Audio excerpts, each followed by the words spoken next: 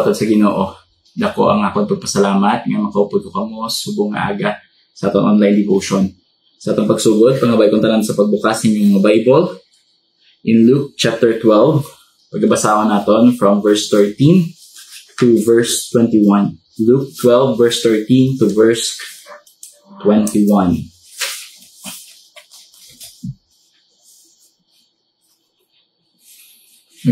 Sugod ko sa pagbasa. Nabasa po sa Ginoo. And one of the company said unto him, Master, speak to my brother, that he divide the inheritance with me. And he said unto him, Man, who made me a judge or a divider over you? And he said unto them, Take heed and beware of covetousness, for a man's life consisteth not in the abundance of the things which he possesseth. And he spake a parable unto them, saying, The ground of a certain rich man brought forth plentifully, and he thought within himself, saying, What shall I do? Because I have no room where to bestow my fruits. And he said, This will I do. I will pull down my barns and build greater, and there will I bestow all my fruits and my goods. And I will say to my soul, Thou hast much goods laid up for many years. Take thine ease, eat, drink, and be merry. But God said unto him, Thou fool, this night my soul, or thy soul, shall be required of thee. Then whose shall those things be which thou hast provided? So is he that layeth up treasure for himself, and is not rich toward God. Before kita magpadayon, mga metanay, let's pray. Our gracious God, Heavenly Father, grateful kami sa pagpukaw mo sa amon subong adlaw. We pray nga gamiton mo yung pulong sa pag-guide sa amon, kag pag-mold sa amon into becoming more like you. Thank you, Lord God, sa imo kaayo, katutom. Kabay Ginoo, ikaw lang yapon na may maya sa amon life choices, kag sa amon pag-deal or pagtulok Ginoo sa amon nga kabuhi subong. Thank you, Lord God. And again, Ginoo, gibalik tamang sa iyong pagdayaw, kag pasalamat, sing pray. Amen. So, ang aton title, subong nga morning devotion, is Living with Purpose. No? Aton topic is seen in Luke 12:13 verse 21. So, kung naton bala sa aton nga ginbasa, may ara di circumstances nga natabo kay Jesus Christ, no? Nga kundiin ginagamit ang amo ning oportunidad nga tani para sa iya ko galingon, para ma-learn niya about sa Ginoo, about sa pag-iugma sa Ginoo, about sa kaluhasan. Instead, gingamit niya ng amo ning oportunidad para sa iya ko galingon. Kaga managing butang niya si Jesus Christ the circumstances nga kundiin nga panghambal niya kay Jesus Christ nga buligay ko Jesus or palihog hambali, no? Ang akon nga utod nga ihatag niya sa akon ang akon inheritance, no? Hambal niya sa verse 13, hambal niya, Speak to my brother that he divide the inheritance or with me, no? So I don't know kung anong circumstances nga miara sila nga magulutod apang makita naton that nakita ni Jesus Christ ang tigipusoon sa amoning individual. That's why he deal with the heart, no, sa amoning nga person. Kaya ang iya nga focus diri is kita ang tigipusoon sa iya nga, no, ang covetousness sang iya heart. Amo na sa verse 15, and he said unto them, Take heed and beware of covetousness, for a man's life consisteth not in the abundance of the things which he possesseth, no? So dira makita naton that this is not just a matter of giving an inheritance, but desiring something maybe hindi para sa iya, yet he pressure his brother to, or put him in the limelight to the point nga ihatag sa brother niya ang sa iya thing is iya.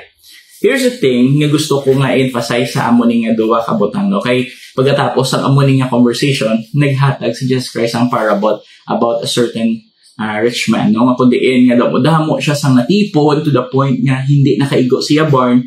Then he decided to take up the barn, destroy the barn, kag magpaubra sa bag-o, kag punon niya na, kag ang imuon niya, malilaw na siya, mapatawhay na siya kabuhi. Kaya anyway, Damo na siya, kag he have enough for more years, no, to come. Pero ang basa Ginoo, ti kung kwaon ta kasubong, kung patsyon ta kasubong, ti para di na lang na. You know what? Kung ito na itong bala, abugin mo na nga itong kabuhi, no? Our life has no assurance that there is another tomorrow. Wala ta kabalo kung saan kita kwaon sa Ginoo. That's why, instead of focusing on things earthly, we focus on spiritual things. Kag amo ning gusto ko pagatutukan naton subong aga, no? Subong aga sa aton nga morning devotion. The first one, it is hard to live for eternity if we are just focused on the here and now. Kag matuod na, kung ikaw bala naga-focus ka lang sa kung ano ang nakatabo, kag kung anong miara kasubong, kabudlay magtulok sa future.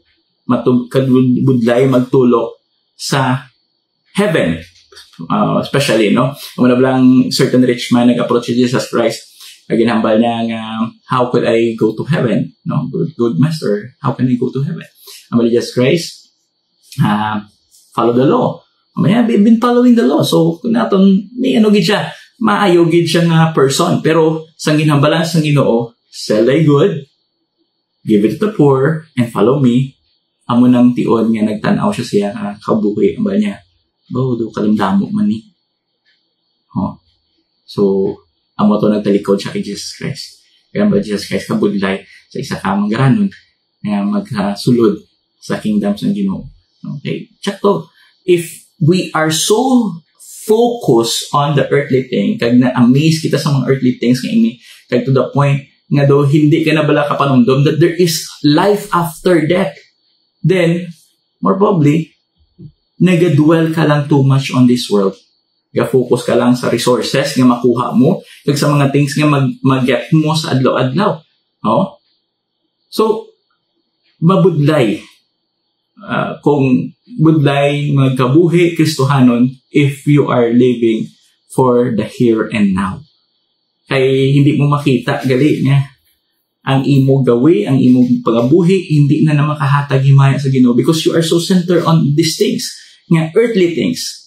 Kaya hindi mo na naging prepare ang imong galingon for the spiritual things or the heavenly things. Nga kundiin hambas ang Ginoo nga hindi makuha sa imo. Kag amo ni ang individual amo niya ti. Amo ning sa iya parable ni Jesus Christ amo niya ti. Ami ara na ko di nami akon kabuhi. Makakaon ako biskan din ako magtrabaho guro, mapakaon ko na akong galingon. Pero hambas ang Ginoo, what if I will kill you today? Or now I will kill you today. What's going to happen with the resources that you have prepared? Wala na pa nablakis abala. Pasalamat kita balakis that is sometimes a positive nga hindi kita amo nakatama ka manggaranon. Kaya nga aman, the more you have, the more problem kung paano tungaon ang kung ano ang imo na tipunan. No? Not only nga pag ikaw napatay, wala na gid ang tanang nga tipunan mo, tanang nga pangabudlayan mo maging wala kapuslanan. Wala pa kadtuan, no? But also, ang problem bagay is ginawayan pa kung ano ang miara ikaw. And that became an issue, especially sa imong mga beloved children. Nga palangga mo may mga children, pero tungod sa miara, sa imo gintipunan, is giinaway pa sila. I'm not saying hindi nagkita magtipon kag magplano para sa panimalay. Importante gina, planuhan tagid na sila para someday piskan magdula kita maayo ang ila kayong tangan. Apang importante gid nga hindi kita mag-focus ka mag-dwell sa mga butang nga pangkalibutan mo. No? Kay tungod ang tanan nga ini magakadula kag most likely mabayaan, no? Diba? Wala kita may madala kung kita magtaliwan, no? Wala kita may madala diri sa duta nga ini. Amo na ba niya, mo ka naging tago-tago, pero anong matabo na da pag napatay ka? Ano may paano mo da? Anuhon mo na? Diba? So katod sa Ginoo ang bugina tandaan naton. Panumdumon naton permi ang mga botang, pulpetraron naton permi ang aton kagalingon sa eternidad. Rather than focus kita sa mga pangkalibutanon nga butang. Na kundiin, hindi ni siya magadugay. Tapos kunyari, magbakal ka bag-o nga cellphone, subong. Mga pila man na nakatuig, dugay-dugay, guba naman. Sagsugod nga pagkapot mo, grabe ang kalipay ni mo. Bag-o nga sarakyan, grabe kalipay mo. Bag-o nga balay, grabe kalipay mo. Pero all throughout, hindi niya na masatisfy ang kabuhi ni mo. That's why hindi agad mag-focus on the earthly things kay hindi na siya permanente. Tanan ini magakadula, kay tanan ini magahatag lang palibog sa imo, kag sa imo panimalay. Focus on what is eternity. Ang bagay, no? Where your heart is, there is where your treasure is, there is also your heart. Kung diin ka nagabutang sang treasure nimo, no? Dira mong balaan kung anong aras tay pusoon mo. Kung nag-invest ka too much on the earthly things, like mga bagong nga salakyan, mga bagong nga balay, bagong nga tapos amo nang yamba mo, ay, I'm successful because of all these things that I have. Believe me, kautot sa Ginoo, hindi ka niya na masatisfy. Because the only thing that will really satisfy you is God. And He alone could give you satisfaction. And later on, ang tanan ni mo nga investment, ang tanan ni mo nga ginhimuan, maging wala pulos. Kaya tungod sa imo pagtaliwan, ang tanan ini mabilin. But if you invest something in heaven, ang basa pulos sa Ginoo, hindi gina makawat, or hindi gina madunot, hindi gina madula. Kaya hindi gina malipatan. Amo na ang aton Ginoo. Kung anong ginhatag mo para sa iya himaya, hindi niya gina pagkalipatan. Ihatag niya gina. His reward is prepared for you. That's why, hindi kita mag-focus sa mga butang diri sa kadutahan. No? Appreciate what you have. Be blessed of what you have. But never give so much value on those things. Because the only thing that truly has value is the God who provided that for you. So, kung sa Ginoo mo ginano, hindi mo ni makita ang mga butang kung hindi mo pagbaguhon ang imo panimentasan, ang imo paminsaron. Hindi mo na ma-appreciate ang oportunidad niya, mahimaya ang Ginoo, oportunidad to glorify or magnify God by giving or by your work kung nag-focus ka too much sa kalibutan. Amo man na with regard sa imo nga circumstances. Like, kunyari, kung may mga pagtilaw, kung ang imo focus is heavenly, eternity, then hindi kaya mag-allow sa kung anong pagtilaw nga mag-abot sa imo to hinder you to focus on that. Diba? Kung may mga people nga nag-criticize sa imo, may mga people nga nag-himo sang kalainan sa imo, manubla sa una, mga Kristohanon, ga-sakripisyo, sila, grabe ang ila pagtilaw, may mga kundiin nga ginasakit sila, ginapatay sila, tanan, ginastrip sila sang kung anong may ara sila, ginakawat ang mga things sa mga sila, padayon sila gyapon sa panglakaton sa Ginoo nga aman, because balaan nila ang tanan nga miara diri, halin na tanan sa Ginoo, kag kung kuhaon man sa Ginoo, iya na iya. Ang importante, preparado ko sa pag-atubang sa Ginoo. Kay tungod ang tanan nga resources ko, iya sang Ginoo. So, I really appreciate people who have that certain concept sa kabuhi. Nga kundiin, wala sila focus sa amo ni mga butang, sa mga earthly things. Okay, yes, lang niya, pang live by. Pag may kwarta ka, praise the Lord. Kung may salakyan ka, praise the Lord. Kung may balay ka, praise the Lord. Praise the Lord. It means, ginatagan ka sang Ginoo sang iya bugay. Gamita ina, kaga para sa himaya sa Ginoo. Kung sobra, it means may plano ang Ginoo nga gamito ng sobra para sa iban nga butang. So, be sensitive sa balaan niya spirito. Gamita para sa iya bulaton. Actually, the resources that you have is an opportunity to serve the Lord. Diba? Ang mga people nga generous kid sila katama. Kag makita mo gid sila tigi pusuon, tigi sila panghambalanon, na kundiin hindi nila ginapanumdum nga may utang nga loob ka sa ila. Itungod si Ilay pag una balaan gid nila nga ang tanan ni itni halin ni tanan sa Ginoo. So instead nga pasalamatan mo ko, pasalamati ang Ginoo. Kay tungod gin pasubrahan niya ang para sa akon para may ihatag man ako sa buluhaton niya. No? So amo na no. Focus on that. Focus on heavenly thing. Focus on eternity, no? So amo na magka-live ka in the purpose if you live for eternity. Second, God reminds us that this is not all there is. No? So, amo wala no, hindi laning katapusan. No? Amo na black is abala, tanan gina-try naton, kag gina-enjoy naton. May mga people bala nga tawag nila nga obra sila bucket list. Nga kundi ginasulat nila dako anong himuon nila before sila magtaliwan, before sila maano. Kay tungod abi nila, this is the end. Your life is the end. That's why you give purpose. May mga people, they try to make legacy out of legacy sa ila kabuhi. Nga kundi at least ma-remember man ko sa mga people nga nabilinan ko. No? Pero the thing is, wala sang tao nga mapabilin sa panguna-una sang isa ka tao. Kaya ang isa ka tao, madula man sa. No?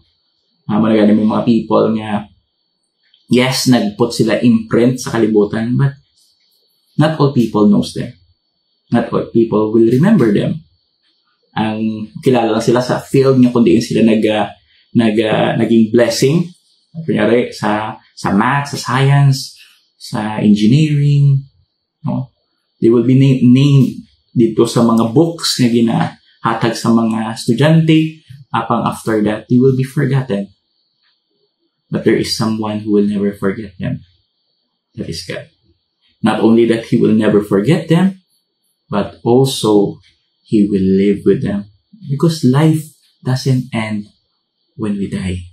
There is somewhere we are meant to go. Manabal Jesus ni Pablo, no? But for me to live is Christ and to die is gain. Why? Because heaven is a place that God had prepared for us. No?